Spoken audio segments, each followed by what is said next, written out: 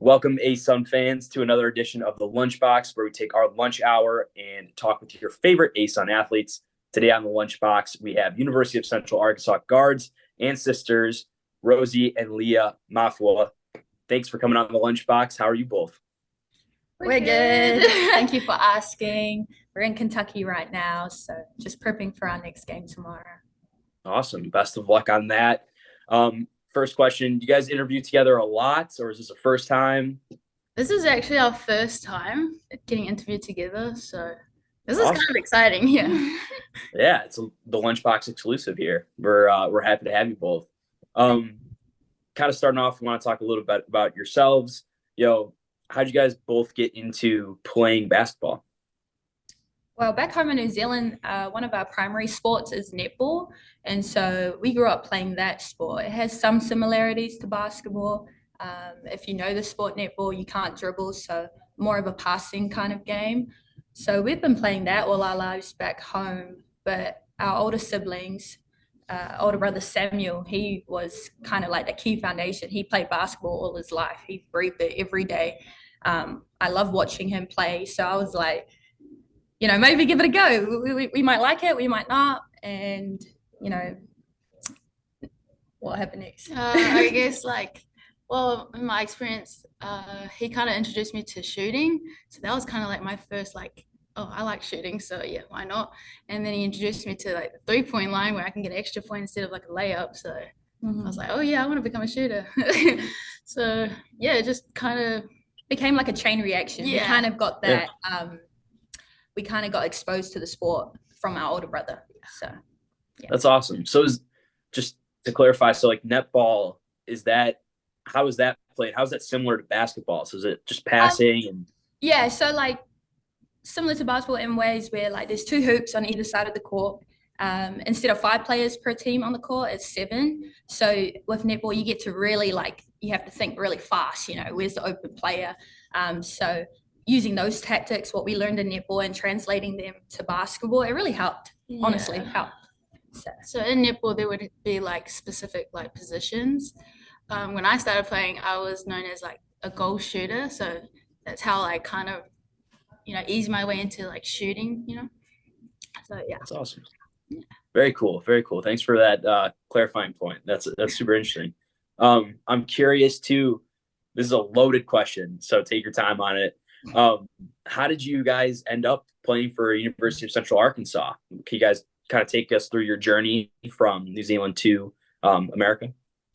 Yep. So we transferred from Dodge City Community College in Kansas, and we knew we wanted to play at the next level together. I think nothing beats that, having your own sibling next to you, especially being far from home. So when we got that opportunity, when Coach Kemper had offered us to come over to UCA and have the opportunity to play collegiate basketball at the D1 level together, we knew it was the right school based off that. Yeah.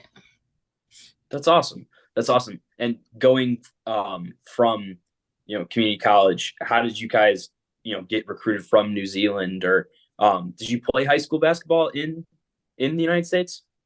No. So Rosie kind of followed me. I was on my way. I had already committed to Otero Junior College in Colorado straight after high school. So when I went there and came back home because of COVID, Rosie, she just got introduced to my head coach when we were on the phone call with him. And next thing you know, she's on the plane with me going back to Colorado. That's so cool. That's awesome. I'm glad to hear it. I'm sure that helps a lot, having a sibling with you and having some familiarity in a new country. What was kind of the experience living and studying in USA been for you, coming from New Zealand, and what are some of the kind of cultural adjustments you've had to make now living in America? Food. Yeah. I have never seen scrambled eggs made from powder. That is crazy to me. Like, I saw that in the cafeteria once upon a time, and I was just like, that is just weird. That should not be allowed. Okay, we're talking about food. Yeah, the portion sizes here are crazy. Yeah, but other than that, probably like the society factors as well, I think, compared to back home. Just where I'm from, a lot of people are quite reserved, not much talkative. But over here, especially my freshman year, it was like a huge culture shock just seeing how open and I guess really honest people are. And, I like it. So it matches. It's definitely an open environment to be around. So I was kind of like welcomed in a way. So it was nice, yeah. It's awesome. I'm glad it was positive, and I'm sorry about those eggs. I'm out on that too, so we're on the same page with that. And now, kind of from a basketball perspective, is there a difference you feel like playing in New Zealand to the United States? Yeah, huge difference. I mean, like if you coming over to the States and playing basketball, it's a huge appreciation because this is the country where the sport was founded. So just to be able to come over here and just play on a court in America, it's a huge, I feel very appreciated with that. The physicality and the speed is a huge difference from back home and here. Back home, it's very physical. You can get away with a lot of stuff. That just comes with all the sports back home in New Zealand are quite physical. With rugby, I don't know if you know about rugby. That's one of our primary sports back home, and I guess we got a lot of athletes that play multiple sports. So just intertwining that physicality, and then coming over here and just seeing, you have to really kind of like step off because any touch could be a foul in the United States, in my opinion. So that's probably been the difference. That's super interesting. Do you feel the same way, Rosie? Yes, did it all. Yeah. Awesome. Yeah, that's so interesting. Yeah, a great point there about rugby too. Just that being much more physical sport and sports in general being more physical. Really interesting stuff there. Is there kind of a pressure, I guess, on both of you to kind of, represent your country and also show that, New Zealanders and people abroad can come over to America and have success in basketball? Pressure, not necessarily. There's actually a lot of Kiwi athletes. Sorry, Kiwi is like what we call New Zealanders. There's a lot of New Zealand athletes out here in America doing their thing. And I think, I wouldn't say pressure, is more of just like certain athletes that have come from back home are getting exposed tremendously in the basketball community, and just seeing that being highlighted on social media, and just seeing like the kids from back home trying to make it over to the States as well. I'm just glad that they got, a lot of people that they can look up to and get in contact with so that they can get over here as well. That's awesome. Very cool. What you've been playing for University of Central Arkansas for just a little bit of time. Do you guys have a favorite moment so far playing for the Sugar Bears?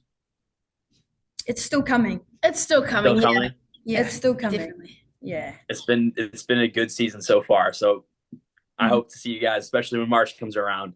That'll be fun to see you all in the ASUN tournament. I'm very excited for that. Right. Being sisters, do you feel like you have kind of a connection on the court as well? Obviously off the court, but when you're playing basketball, do you feel like you have a connection together? I think we do. I think we do. I feel like it's unmatched. Yeah, like during one of our JUCO games, like she drove the ball once and I was like nowhere to be found, but yet we like locked eyes and she found me and just threw the ball straight at me and I shot a 3-pointer. So it was, I feel like we have our little moments. Yeah, I mean we've been playing side by side for 14 years.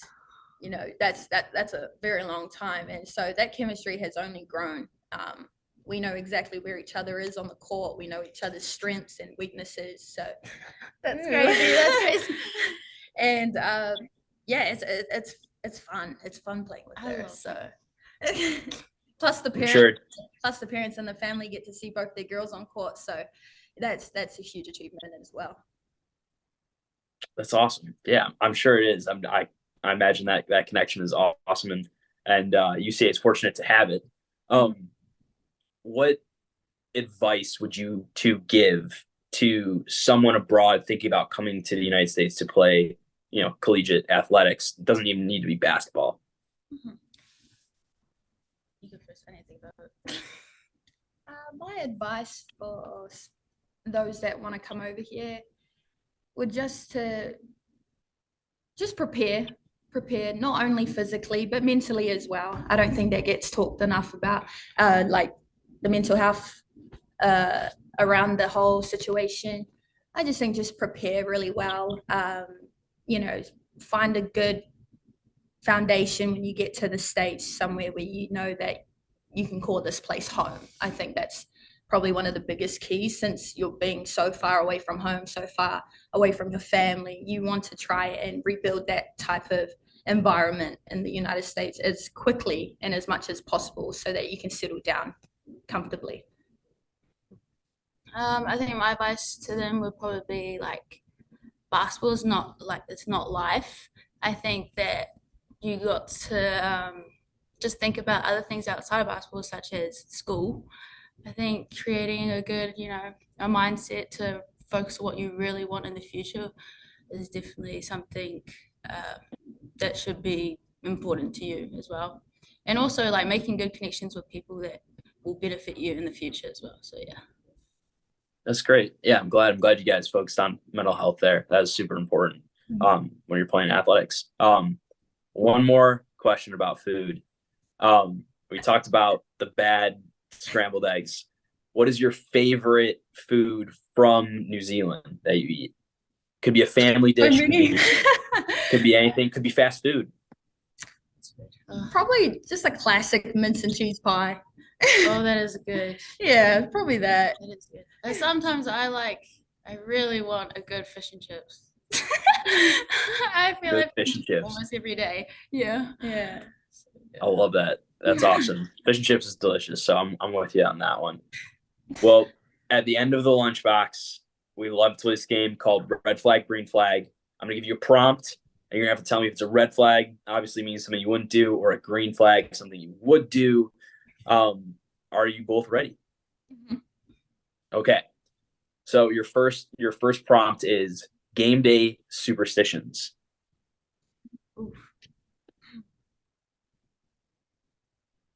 Ooh, mine would probably be green flag. Really? Yeah, I don't really mind it. I'll say green flag. Yeah. Green flag. Do either of you have game day superstitions? Do you? It's just for Leah's mind only. Yeah. Awesome. Let's keep that in the box. Your second prompt here is wearing ankle socks with low top shoes. Red flag. Why is that? Red flag. What? Is Oh, that? come on. Ooh, that sends shivers. Ooh. That's good. That's a good one. Screaming, and here's one that we do, like I love to do with the basketball players, we do with everyone. Screaming and one when getting fouled at the rim. Green flag. I like that. Green flag. Green flag. Green flag. You earned it. Go celebrate it. Green flag. I like it. That's been majority of basketball players have agreed with you that that's a green flag. So I'm glad you guys went with that. Well, thank you very much for coming on the lunchbox. We really appreciate having us. And good luck on the upcoming season. Can't wait to see you guys in the ASUN tournament. Thank you so much, Patrick. See ya.